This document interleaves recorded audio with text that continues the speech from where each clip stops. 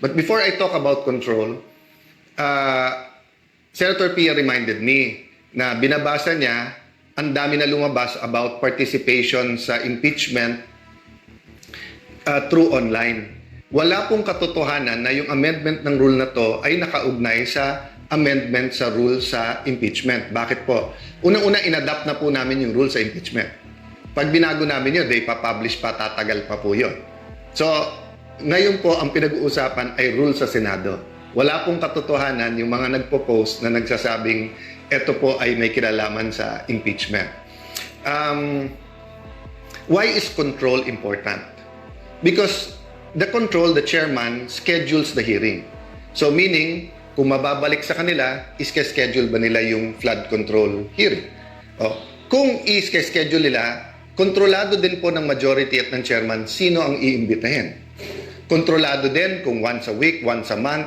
Dati po, wala naman yung partial report eh. Kaya nga, paulit-ulit ko sinasabi, ang kailangan impartial, not partial.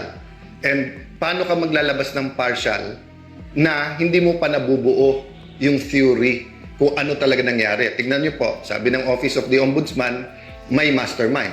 Sabi ni Senator Lacson, walang mastermind. So paano ka maglalabas ng report na partial pa lang? And then, paano nangyari yon na panay oposisyon, na panay sa Senado? 1 trillion budget sa administrasyon, walang involved dito. Sa ibang mga panig ng gobyerno, walang involved pa dito. So, I'm not going to go into the details precisely because gusto natin independent at gusto natin yung committee ang magpatakbo. Nagulat lang po ako na sa lahat ng pwedeng maging reaction ni Senator Tito, sabi niya it's illegal. Papasalamat ako sa mga matitinik nating mga netizens na una pa kayo na tinignan yung Section 18 ng rules ng Senate at yung Section 20 ng rules on investigations in aid of legislation. But assume natin tama si former Senate President Soto at bawal mag-create ng subcommittee. Hindi po bawal nasa rules po yan. But sabi mo, then all the majority has to do is for the chairperson, Senator Pia Cayetano, to come out herself with the notice on Monday. So, ang point ko, sa lahat ng pwedeng reaksyon, bakit parang ayaw talaga na ituloy ito? No? So again, we're not here para manggulo. Kami ang ginugulo. We're not here para dagdagan pa ang problema ng Pilipino. We're here para yung hindi maayos, ayusin.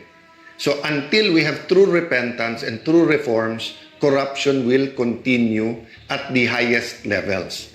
I was sad because I've been saying this for 3 weeks. I've been saying independent investigation because I do believe the President is being given wrong information. So nung sinabi niya yung barilan, paulit-ulit sinasabi ng NBI at DOJ, wala sa Senate. We have evidence, so mapipilitan kami na i-hearing din yan. So the Committee on Public Order will hear, will get to the bottom of this, will bring the NBI, the DOJ, PNP, DILG, lahat ng nag-iimbestiga, sabay-sabay na kami inimbestigahan lahat. No? So I want you to understand that the rule about voting is tied to the control. So totoo, 13 ang kailangan para mapalitan ng SP.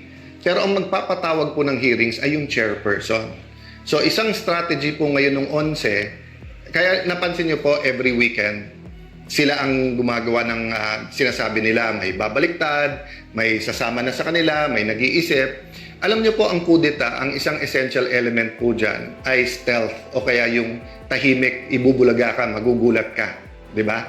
So bakit sila maingay about it? One is to try to create distrust among the 13. Secondly is to create pressure. And number 3, bakit nila pinipredict? May huhulihin dyan, may arestuhin, ganyan. Okay. Because may mga kakampi sila sa kabinete. That's very clear, no? So my point is this, no? One of their intent is to not allow the electronic or teleconferencing or any kind of online voting para pag sila majority sa floor, aagawin nila yung mga committee. At pag naagaw yung mga committee, sila na naman magdidikta ngayon kung anong pwede i-hearing o hindi. Nakita nyo po na inaalok namin ng committee. They can read their members anytime.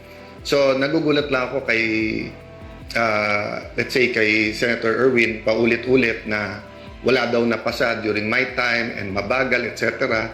Pero nandiyan na yung mga malalaking committee, hindi sila nagpapalista as members. Dati nag-uunahan pa. So I'll try not to make as much comments regarding the senators because I do believe when you're Senate President of the whole Senate. I can make a list para kontrahin yung sinabi ni Senator Lacson of bending backwards.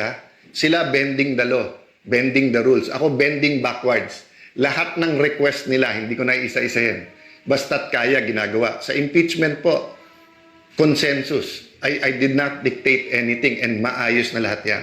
So again, I want to emphasize the priorities of this majority. No? One is the soul of the nation, so good governance. Okay? Kasama po dun sa good governance, hindi lang yung accountability, which is the committee hearings and the impeachment. Kasama din po dyan yung mga legislation that goes into the real numbers o yung economics para hindi gutom ang ating mga kababayan, para walang temptation for crimes and for corruption, di ba?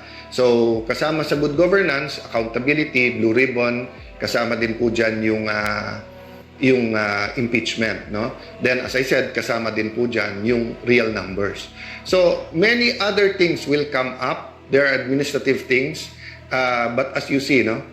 Sabi nga nila, they're throwing everything, including the kitchen sink at you. No, they're even the kitchen. Tinatapon na sa amin. Anything they can think of, kaso daw. So guys, what can you do? One, pray for us. Pray for the nation. Two, tutukan. Res ipsa loquitur. The thing speaks for itself. Read between the lines. Anyone can speak. Pero tignan nyo kung sino nagsasabi ng totoo. So let me stop there and ask for prayers, for reflections, for insights during this weekend.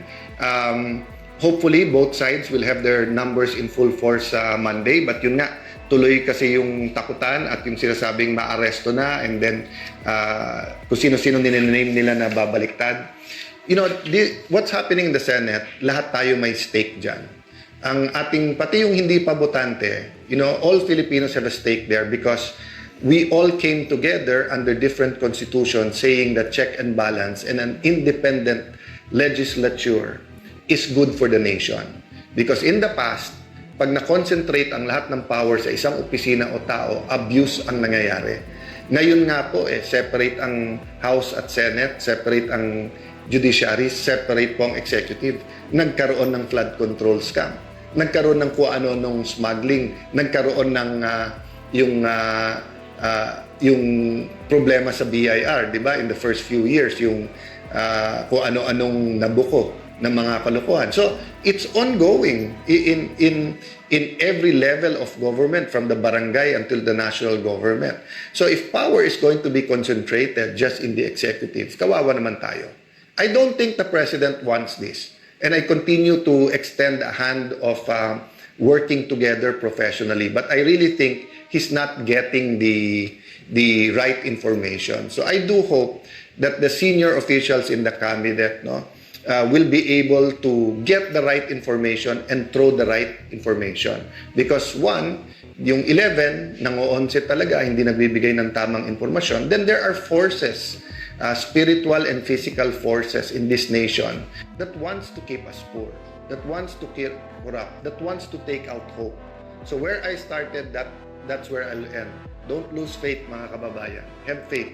Don't lose hope, mga kababayan. So Christians, Muslim, anuman ang ating paniniwala, keep praying. Malaki ang pag-asa ng ating bansa. But we have to get things done. Good afternoon. God bless you all.